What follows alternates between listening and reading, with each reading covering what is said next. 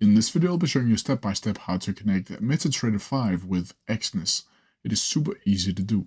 So the first thing you need to do is open up your favorite browser and then go into Exness and log into your account. From here, you'll need to log into your Exness personal area on their website and go to account section. Here you'll need to choose the account you want to connect to MetaTrader 5, and you need to make sure that it's actually a MetaTrader 5 account and not a MetaTrader 4. From here, you'll need to click on the gear icon and then select account information. And here you'll find your login number, the server name, which typically will be something around Exness MetaTrader 5 Real or Exness MetaTrader 5 Trial. And if you forgot your password, you can also reset it right there if you want to do that. From here, you'll of course need to install MetaTrader on your PC or your smartphone device. And from here, you'll need to connect MetaTrader 5 to Exness. And here, you'll need to open MetaTrader 5 and then go into File and then log into Trade Account. From here, a window will pop up and ask for your login information, your password,